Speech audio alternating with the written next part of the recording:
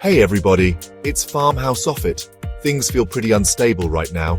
We're living in what I'm calling the age of deep doubt, where almost anything could be true or false. Welcome to our channel. Today, we're diving into this crucial topic, the age of deep doubt. This stuff has real-world consequences. Elections, public health, even our personal relationships are impacted by the tidal wave of misinformation. But don't worry, this isn't a doom and gloom video. In this video, we'll cover 5 essential things you must know to stay safe in these uncertain times. We're going to arm ourselves with the knowledge and tools we need to navigate this new reality. Why does it feel like we're constantly bombarded with misinformation? Well, there are a few key reasons. One is obviously the internet. It's amazing, but it's also become the perfect breeding ground for misinformation. Think about it. Anyone can post anything online, regardless of whether it's true or not. And once something's out there, it can spread like wildfire.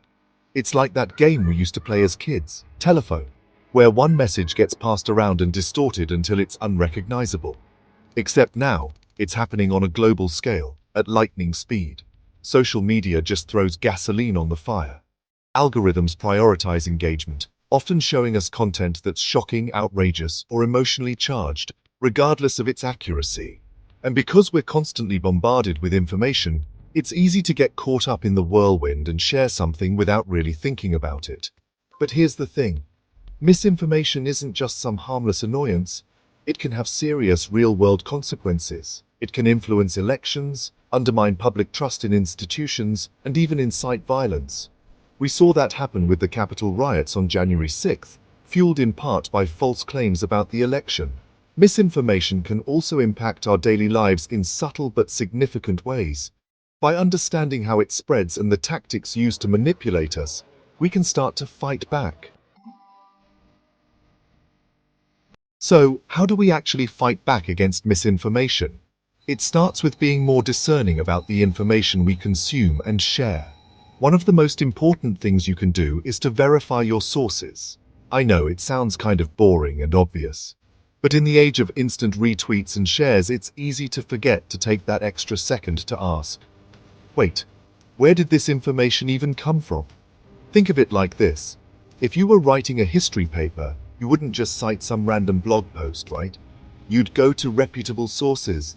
The same principle applies to information we encounter online. So, how do you actually verify a source? First, check out the website or social media account. Does it look credible? Is the information presented in a neutral, unbiased way? Does the website have an About Us section that explains its mission and funding sources? Next, do a little digging. Who's the author or organization behind the information? Are they known for being reliable? It's also a good idea to look for corroborating evidence. Does the information you're seeing line up with what you've seen from other trusted sources?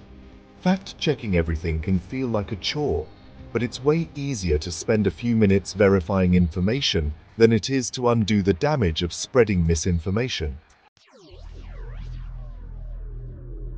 Chapter 3. The threat of deepfakes. We've talked about misinformation in general, but there's a whole other level of this stuff that's even more insidious and harder to spot. Deepfakes. If you haven't heard of deepfakes before, buckle up, because this is where things get really wild. Deepfakes are videos, audio recordings, or images manipulated using artificial intelligence to show something that didn't actually happen. And I'm not talking about your friend using a Snapchat filter to give themselves dog ears. Deepfakes are often incredibly realistic, making it nearly impossible to tell the difference between what's real and what's fake.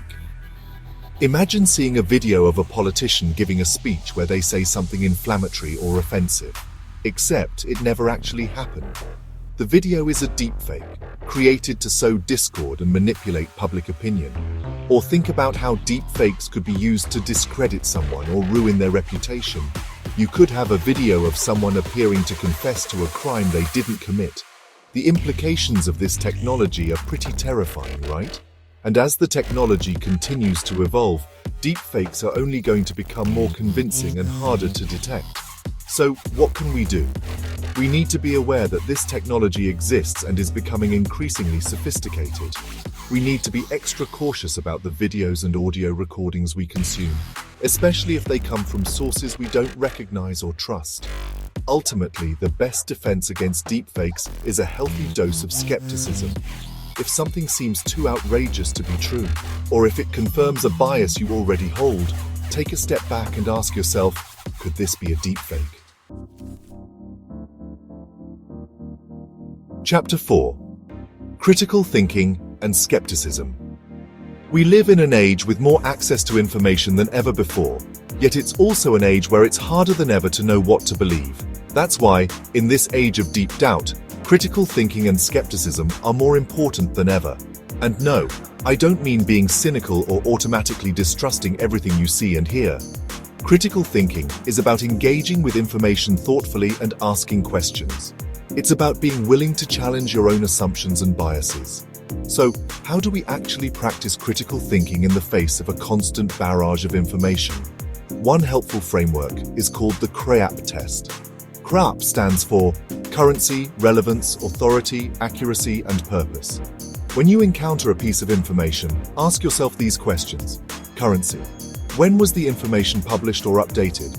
Is it still relevant, or is it outdated? Relevance.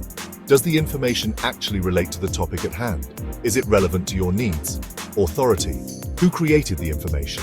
Are they an expert on the subject? What are their credentials? Accuracy. Is the information supported by evidence? Are there citations or sources you can check? Purpose. Why was the information created?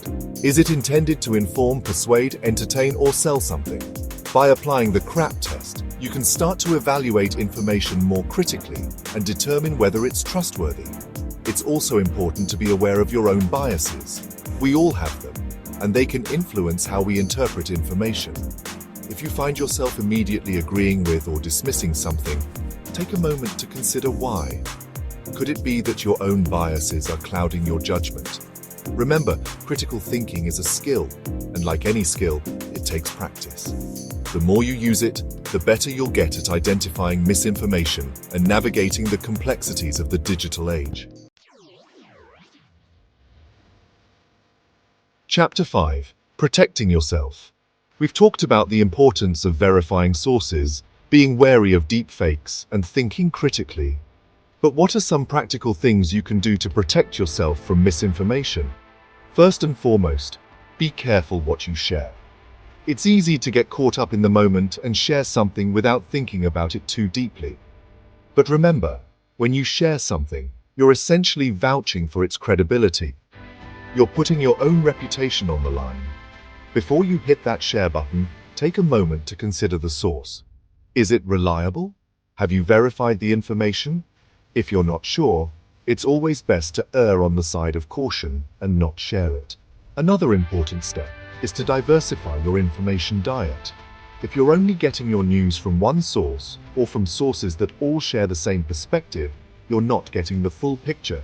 Make an effort to seek out information from a variety of sources, even those you might not always agree with.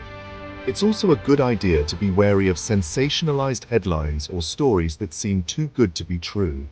Misinformation often preys on our emotions, so if something makes you feel really angry, scared, or outraged, take a step back and ask yourself why.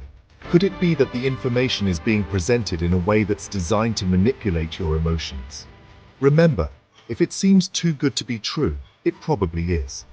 Finally, don't be afraid to unfollow or mute sources that consistently share misinformation. You have the power to curate your own online experience, so don't be afraid to use it. Unfollowing or muting sources that spread misinformation can help create a healthier online environment for yourself and for others. Chapter 6. Stay informed, stay safe.